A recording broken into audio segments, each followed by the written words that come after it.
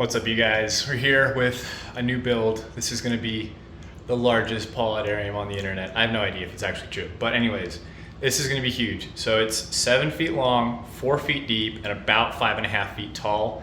We're going to have a 100-gallon tub in there, massive tree roots. We're going to do a huge fake wall, rock wall in the background, epiphytes, plants galore.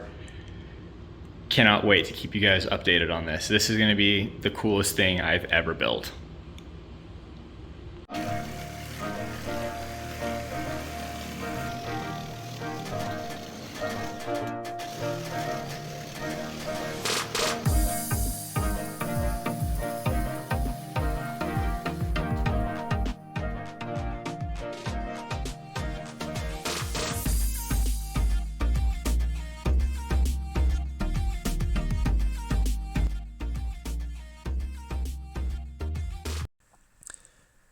Now, this was by far the most boring and tedious part of the entire process of building this. I was just covering both the walls and eventually the floor panels in Drylock waterproofing paint. I did this to avoid any mold that could go underneath the concrete layer, just because this is a particle board or an OSB.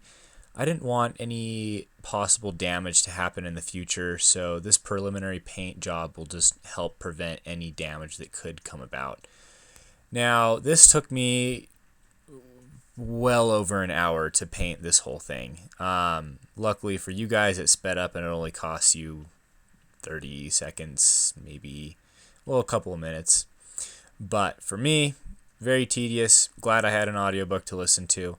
Now, this is very important, and I would do it on all of my builds, but definitely very, very boring.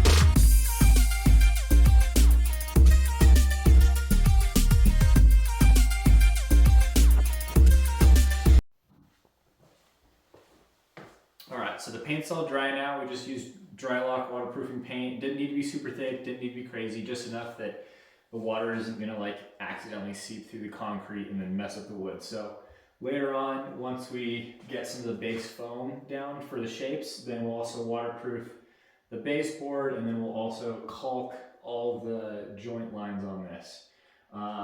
Later on, then I'll start putting on the concrete on here. Once we move this out, we actually have to paint the walls behind this first, and then we'll be able to move this back in place. And then we'll have some port pillars coming up here, sliding doors in the front, and then mesh on the top. That huge branch is going to go in there. We're going to have a waterfall in this corner. It's going to come into the tank, so we're going to use a canister filter for the pump for that. So the bulkhead is on this side down here, and we'll just pump it up back here. The water will come out back here and flow partially over the tree and then partially around the rocks, and so we'll create some buttress roots from that to make it look like it's actually living still. Well, it'll be dead, but you get the idea. Now, this is one of the most important steps in the entire build process, and that is getting the foam panels down to create the base plate for how I will put the concrete in the future. Now, as I'm applying these panels on here, I don't want to provide a lot of detail with the foam. Most of that will come on with the concrete. What I need here is just a general idea of where I will place and sculpt things.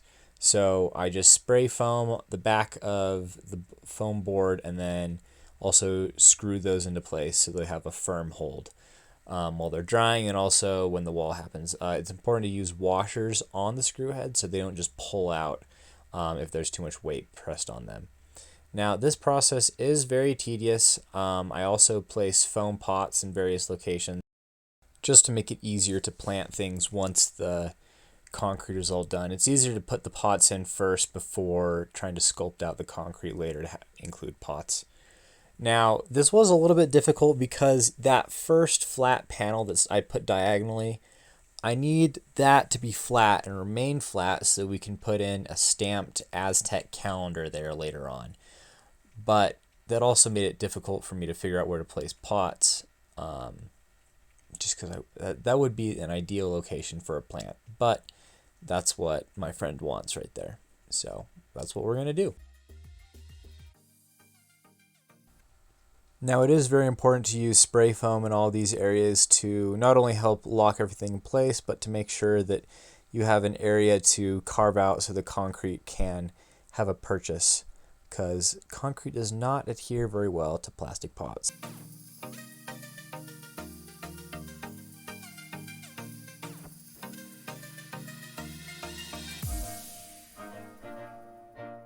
It's also important to carve out all the edges of these pieces.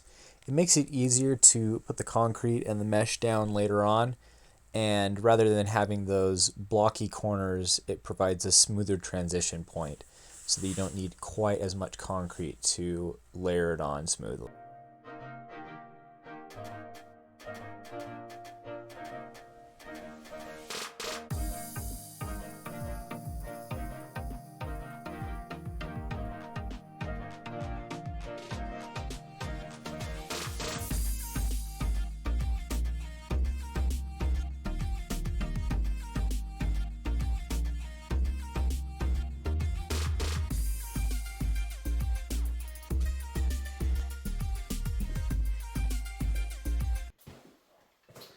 Alright, so I've got the base foam layout done. We're going to concrete all over that later on. Now we can see kind of what the tree branch is going to look like.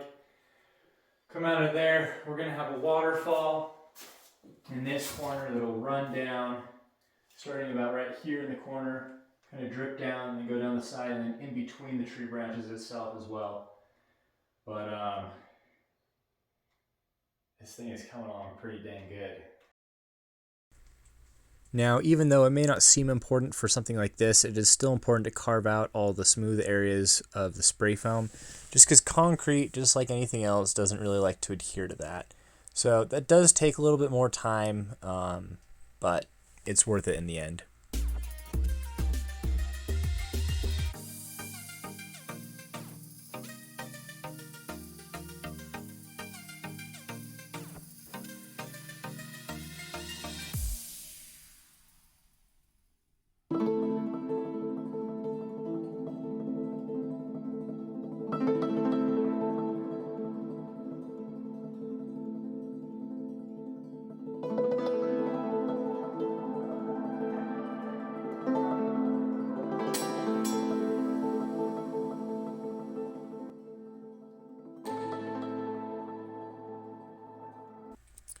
This is also an important step. This is a wire mesh that I'm putting on here.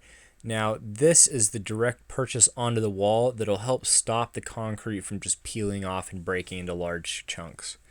Now, I have learned this from watching some interior designers. I haven't seen this done for any vivarium builds before. I've also never seen this large of concrete done for any vivarium build. So I'm kind of working on my own for this, but this is what I think needs to be done.